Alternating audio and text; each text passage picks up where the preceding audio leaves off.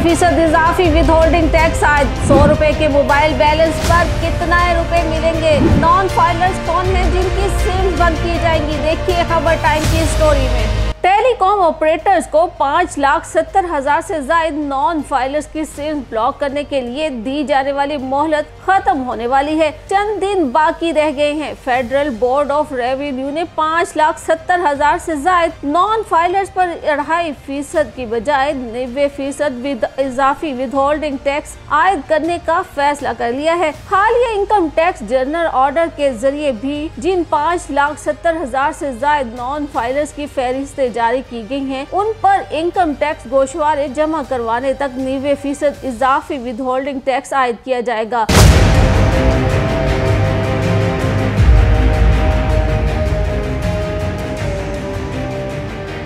Prepaid व post paid non filers की जानिब से लोड किए जाने वाले बैलेंस से खुदकार सिस्टम के जरिए 90% विद होल्डिंग टैक्स की मद में कटौती करके FBR को जमा कराया जाएगा। अगर कोई सारे 100 रुपए का बैलेंस लोड करवाएगा तो उसमें से 90 रुपए FBR को जाएंगे। अगर मोबाइल फोन कंपनियों की जानिब से इन नॉन फाइलर्स की सिम्स ब्लॉक करने के बावजूद भी उन्होंने इनकम टैक्स गोशवारे जमा नहीं करवाए तो इस सूरत में अगर वो कोई दूसरी मोबाइल फोन सिम निकलवा कर इस्तेमाल करते हैं तो उस पर भी 90% इजाफी टैक्स देना पड़ेगा। नॉन फाइलर्स के हर दफा मोबाइल और डाटा लोड पर भी इजाफी टैक्स लागू किया जाएगा। नॉन फाइलर्स की सिम्स बंद करवाने के लिए इनका डाटा पहले ही PTA और टेलीकॉम कंपनियों के सपुर्द किया जा चुका है। टेलीकॉम कंपनियों ने अब तक 11,500 से ज्यादा नॉन फाइलर्स की सिम्स ब्लॉक कर दी हैं, जबकि 15,000 नॉन फाइलर्स को सिम्स ब्लॉक करने से पहले खबरदार करने के पैगामात भी भिजवा दिए गए हैं। एक टेलीकॉम कंपनी ने नॉन फाइलर्स की सिम्स ब्लॉक नहीं की और मज़कूरा इनकम टैक्स जनरल ऑर्डर के खिलाफ अदालत से रजू करने का इंदिया भी दे दिया है। बाकी 3 टेलीकॉम कंपनियों ने FBR को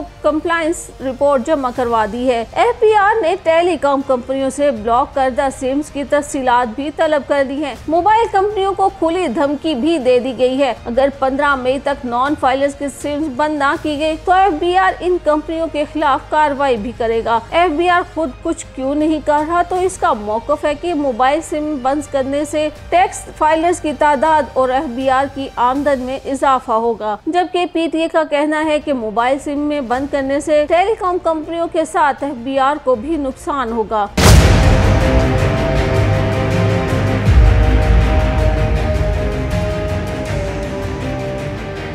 FBR और PTA के दरमियान मुज़ाकरात के कई दौर शुरू हो चुके हैं, मगर अभी तक डेडलॉक बरकरार है।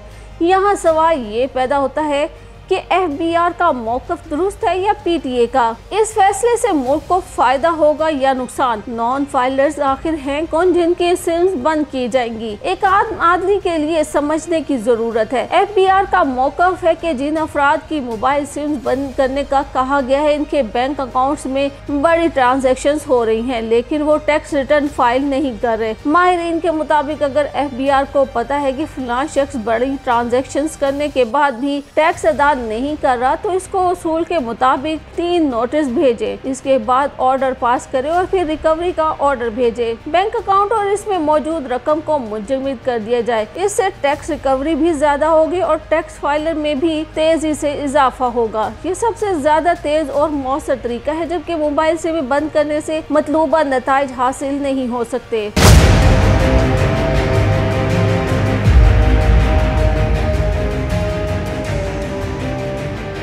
पाकिस्तान में एक 100 रुपए की नई सिम मिल जाती है। कोई भी शख्स सिम बंद होने पर बेटे, बीवी, भाई के नाम पर नई सिम निकलवा लेगा और अपना कारोबार और मामलाते जिंदगी आसानी से चलाएगा और FBR को भी टैक्स फाइलर्स में इजाफा भी नहीं होगा। FBR की ये अप्रोच मुज़ाहिका खेज लगती है। ये सिर्फ टेलीकॉम सेक्टर के साथ ऐसा नहीं कर रहे, बल्कि हर कारोबारी सेक्टर इससे मुतासिर हो रहा है। जब ये टैक्स इकट्ठा नहीं कर पाते तो रियल एस्टेट वालों से कहते हैं कि आप इकट्ठा कर करके हमें टैक्स जमा करवाएं। नॉन फाइलर से टैक्स इकट्ठा करने की जिम्मेदारी बैंकों पर डाल रखी है। नॉन फाइलर्स गाड़ियां खरीदने वालों की जिम्मेदारी ऑटो कंपनियों पर डाल दी है। अब नॉन फाइलर से टैक्स इकट्ठा करने के लिए टेलीकॉम सेक्टर को इम्तिहान में डाल रखा है। अगर टेलीकॉम कंपनियों ने ही टैक्स इकट्ठा करने के लिए कुर्बानी देनी है तो FBR में मुलाजमतें और अफसरान के लाओ लश्कर की इतनी क्या जरूरत है। FBR का तकरीबन 30,000 से जायद का अमला है और 98% टैक्स कंपनियां टैक्स विद होल्ड करके इकट्ठा करती हैं। सिर्फ 2% टैक्स FBR खुद इकट्ठा करता है। भारी तनख्वाहों और इमारतों से मुल्क को अरबों रुपए का नुकसान पहुंच रहा है।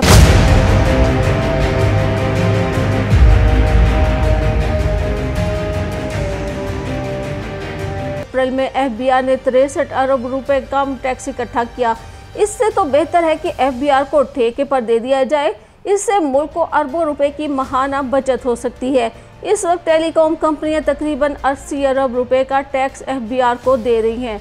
हर कॉल, मैसेज और इंटरनेट पैकेज पर आवाम से टैक्स वसूल करके मुल्की खजाने में जमा होता है। FBR की इस आमदन में भी कमी आ सकती है। इसके अलावा टेलीकॉम सेक्टर ने सारिफिन से ऐसा कोई मुआहिदा नहीं कर रखा कि वो FBR के कहने पर इनकी सिम्स बंद कर देंगे।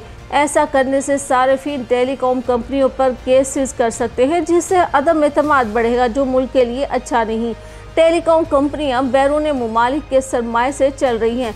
अगर इनकी आमदन में कमी होगी तो बैरूनी सरमायाकारों को मुल्क में ठहराना मुश्किल हो सकता है।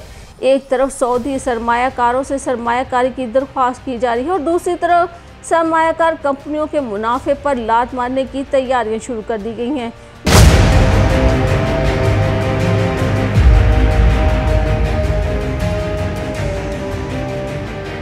जो कि मुनासिब नहीं लगता। मुल्क में इस वक्त मोबाइल सिमें मिनी बैंक अकाउंट्स के तौर पर काम कर रही हैं। बैंकिंग लेन देन मुतासिर होगा। बराह रास्त तहसील ज़र और ख़ानदान के अफराद की माली मदद समेत कई मामलात मुतासिर हो सकते हैं। पाकिस्तान में जब सरकार किसी काम को करने का ठान लेती है तो इसके रास्ते में कोई चीज़ रुकावट नहीं रहती। मुल्क में ट्विटर बंद है। किसने किया, क्यों किया और कैसे किया, कुछ मालूम नहीं। लेकिन जब सरकार ने कुछ करने का फैसला कर लिया तो फिर इसने किसी से कुछ नहीं पूछा। ऐसा महसूस होता है कि शायद FBR टैक्स फाइलर्स और आमदन बढ़ाना नहीं चाहती। ये सब मामले को लटकाने के बहाने हैं।